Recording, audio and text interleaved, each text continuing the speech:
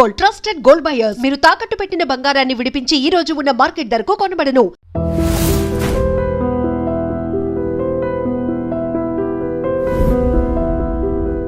మీరు ఇండస్ట్రీకి రాకముందు గ్యాంగ్స్ మెయింటైన్ చేసేవారంటగా అంటే మీరు వాల్మీకి టైప్ ఎట్లా అంటే ఆ గ్యాంగ్స్ ఒక సత్యం అది ఎవరికైనా మీకైనా నాకైనా పంపించం. నువ్వు ఏ ఇంట్లో పుట్టావన్నది కాదు నీ క్యారెక్టర్. అంటే ఒక పండిత వంశం, ఉదాహరణకి పండిత వంశంలో పుట్టితే వాడు పండితుడు అవుతాడు. సంగీత వంశంలో ఎప్పుడవుతాడు?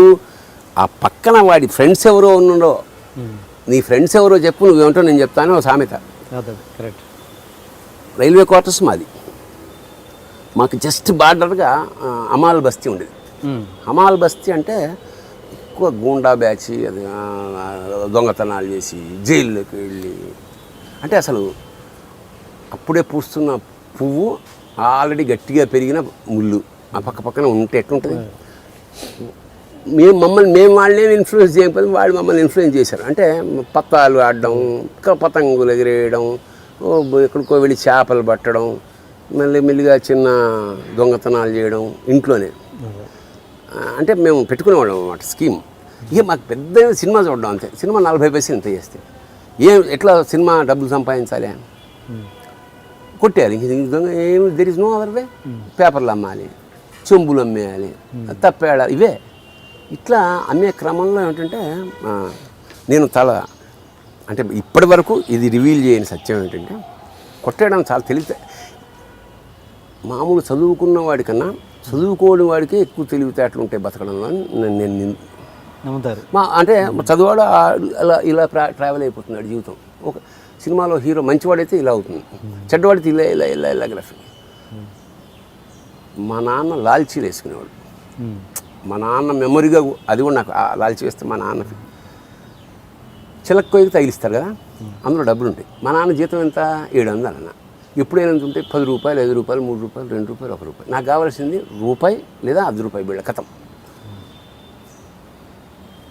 ఇంటి నిండా జనం, ఉన్నవి 3 రూములు, ఒక వంటిల్లు, అది డైనింగ్ హాల్, అవేం లేవు కదా, గెస్ట్ రూమ్. రూపాయి కొట్టాలంటే ఎట్లా? అక్కడ తప్ప ఎక్కడ ఉండవు. నేను మా నాన్న రాగా నుంచి ఫోకస్ అంతా నాన్న మీద ఉంటుంది అన్నమాట. ఇక్కడ వచ్చి చిలక్కోయికి లాల్చి తగిలేసి పక్కకి వెళ్ళిపోయాడు.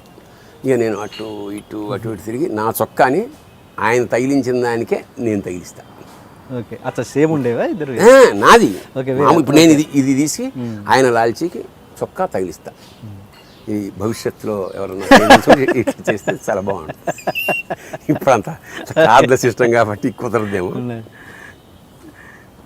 మళ్ళా 2 రౌండ్లు కొట్టొచ్చి పావలా అయినా ₹1,00,00,000 దానికి ఒక స్కీము, ప్లానింగు ఉండాలి. పట్టుబడిపోతే ₹1,00,00,000 వాడికి ఏ శిక్ష కొన్నేళ్ల తర్వాత పడుతుంది. ఇక్కడే స్పాట్లో ఇస్తాడు మన ఆయన. చెట్టు కట్టేసి కొట్టేవాడు. ఓకే. మళ్ళీ నా చొక్కా తీసుకోవడానికి వచ్చినప్పుడు నా చొక్కాతో పాటు నాన్న చొక్కా కూడా కింద పడేస్తాం. ఓకే. ఏ సినిమా మరి ఎవరు నేర్పాడు నాకు చెప్పండి? ఇది 10th క్లాస్ కూడా కాదు. ఇప్పుడు ఈ చొక్కా ఇలా కింద పడింది కదా, ఇప్పుడు కెమెరా కిందకు వచ్చేస్తుంది. నా చొక్కా తీసి ఇది మళ్ళీ హుక్కు పెట్టి లోపల నుంచి వేడి వెళ్ళిపోయి జప్పని తీసి నా పెట్టేసి వెళ్ళిపోవడం. ఎంత తీసుకున్నానో తెలీదు. తీరా ఈ క్రమంలో ఒకసారి ₹100 వచ్చేసింది. అసలు మీకు తెలుసు, నేను జేబుల్లో చేయి పెట్టేసే చాలామంది మీకు ఏమైనా ఇవ్వాలనుకోండి, ఎంత ఇవ్వాలో ఇక్కడ చెప్తుంటాడు. పొరపాటు పెద్దది వచ్చింది అనుకోండి, ఇట్లా చూసారా? అట్లా నేను చెయ్యి పెట్టి వాసన, పరిమళం, రూపం, గాంధీ గారి బొమ్మ అన్నీ చేతిలోంచి ట్రాన్స్ఫర్ అయినా ఇదేదో పెద్ద నోట్ వచ్చేసింది అంటే చూస్తే 100 అంటే ఏమిటి అసలు? మా కుటుంబం ఒక 1 వీక్ వస్తుంది. పైగా ఎప్పుడది 70s, 60s, 70s ₹100 తెచ్చి పైగా ఇప్పుడు మళ్ళీ పెట్టడానికి లేదుగా. ఎట్లా పెడితే మళ్ళీ ఈ స్కీమ్లో వర్కౌట్ కాదు. ఈ ₹100 సినిమాతోటి ఎవడైనా అంటే నాకు ఆ ఆర్ట్ ఫిల్మ్ల పిచ్చ. చెమ్మీన్ అనే సినిమాకి వెళ్ళి ₹100 మాట. ఓకే. ₹100 ఇట్లా పాన్ షాప్లో ఇస్తే, పాన్ షాప్ ఇచ్చేప్పుడు సిగరెట్లు కూడా కాల్చే బ్యాచ్. చిల్లరిమని ఏదో పప్పు ఉండలో ఏవో అంటే ఇంత పైసలు పక్కుని చెమ్మీన్ మలయాళం సినిమా. ఓకే. ఈ దొంగతనం చేసిన డబ్బు. నెక్స్ట్ డే దస్లాక్ అనే సినిమా. నేను ఇంకో ఫ్రెండ్ కాసేరే పైసే అన్నాడు, బోల్తో అన్న ఇక్కడ కొన్ని ఇక్కడ కొన్ని ఇంకా మా నాన్నకి నోటీసులు రాలే. నెక్స్ట్ డే మార్నింగ్ షోకి వెళ్ళి ఇంటర్వెల్లో బయటకు వచ్చేటప్పటికి మా స్నేహితుల్లో గ్రూపులు ఉంటాయి కదా, నా కొడుకు నన్ను తీసుకోపోకుండా ఆడ తీసుకుపోయాడు కదా, చూద్దాను వాడి లోపలికి వెళ్ళి ఎట్లా వచ్చినాయి ఈ డబ్బులు ఇంట్లో ఎంక్వైరీ చేసేసి వాడు కొట్టేసాడని వాళ్ళకి కూడా చెప్పేసి ఇంటర్వెల్ టైంకి సరిగ్గా మేము వచ్చాడు బయట ఉన్నాడు. అరే తెరలే దూండ్రా రే అబ్బా అన్నాడు. అనగానే మాకు పాసులు ఆడు ఇంటర్వెల్లో ఇంత అట్ట ముక్కలు ఇచ్చేవారు. ఈ అట్ట ముక్కలు కూడా తీసి ఇంట్లో పడేసి ఇంటికి వచ్చా. ఏం సైలెంట్ ఉంది. మా నాన్న ఆఫీస్కి వెళ్ళాడు. ఏం ఎక్కడ అసలు మా అమ్మ కానీ మా అన్నదమ్ములు కానీ ఎక్కడ స్మెల్ కొడతలేదు. అంటే అంత టోటల్ ఇంత సైలెన్స్ ఎప్పుడు లేదు. ఏదో ప్రమాదం జరగబోయే తుఫాన్ వచ్చే ముందు సైలెన్స్. సరిగ్గా 7 వచ్చేసాడు మా నాన్న. 5 మా నాన్న ఎంత ఫేమస్ అంటే కాలనీలో వాడు ఇంటిపై నుంచి ఎవడం చూసారే ఇతరే వ్యాపారాలే అనేవాడు. అంటే మీ నాన్న వస్తున్నా అంటే అందరూ చదువుకో అంత స్ట్రిక్ట్. వచ్చాడు, కూర్చున్నాడు కాసేపు. 7 గంటలకి సరిగ్గా నాకు తెలిసి అన్నం నేను తింటున్నా, మా నాన్న కంచం వేశాడు. ఇంకొంచెం నెయ్యి వాడికి అన్నాడు. ఏమా మళ్ళీ ఎప్పుడు తింటాడో అన్నాడు. మళ్ళీ ఎప్పుడు అంటే పెట్టాడా, జైలుకి వెళ్తున్నాడు కదా. జైలు అనగానే అసలు నాకు విషయం అంటే జైలు ఎందుకు అని సంజా కొడక 100 రూపాయలు నాకు అర్థమైపోయింది. చిత్త కొట్టేసాడు. ముందు జైలుకి వెళ్ళామనే పాయింట్తో గంట మానసికంగా ఉంటుంది కదా టెన్షన్. మిగతా డబ్బు ఇచ్చేసారు. అంటే నేను అయితే నాన్న అంతా కొట్టాక నిజంగా నేను 100 తీద్దాం అనుకోలేదు. ఈ ప్లానింగ్లో చిన్న మిస్టేక్ వచ్చింది. నేను రూపాయి తీద్దాం అనుకున్నా, 100 వచ్చింది. అంటే మా నాన్నకు ఒక నమ్మకం ఉండేది. ఇంట్లో ఎప్పుడన్నా డబ్బులు పోతే ఎవరు తీశారా అని నేను అనేవాడు అన్నమాట. ఈ ఎదవా దొంగతనం చేసినా నిజం ఒప్పుకుంటాడు. నిజాయితీ పరుడు.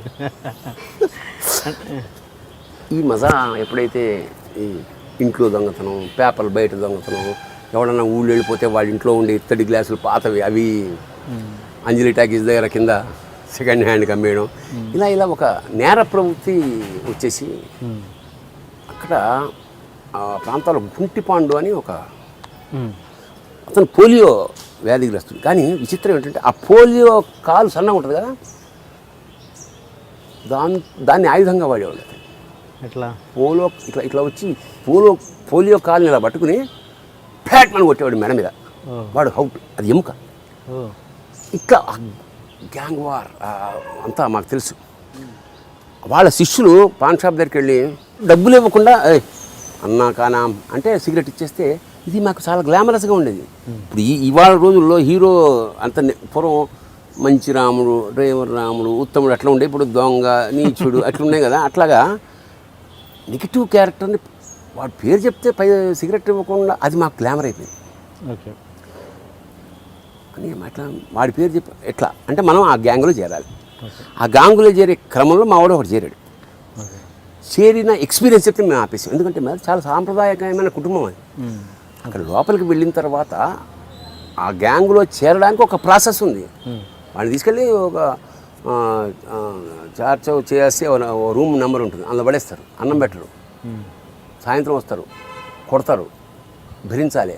ఇంకోటి వస్తాడు, ఒక బిర్యానీ పెట్టి వెళ్ళిపోతారు. 2 కొట్లాడుకోవడం, ఒకటి గెలవాలి. 40 ఏళ్ల క్రితం సంగతి చెప్తున్నా. ఇట్లా ఇదే అక్కడ జరుగుతుంది, ఇప్పుడు ఇక్కడ అట్లా ఒక అన్నిటి దేహదారుఢ్య పరీక్ష, ఇంటలెక్చువల్ పరీక్ష, దొంగ కొడుకు ఇవన్నీ అయిన తర్వాత వాడికి ఏ అమారా చేలా అనగా వాడికి సర్టిఫికేట్ వచ్చినట్టుగా పెద్దగా వాడు కాలరు లేపి తిరుగుతుంటాడు. ఈ క్రమంలో నరసింహాచారి అనేవాడు ఒకడు, చాలా సనాతన వైష్ణవ బ్రాహ్మణ కుటుంబంలో నుంచి వచ్చిన వాడు.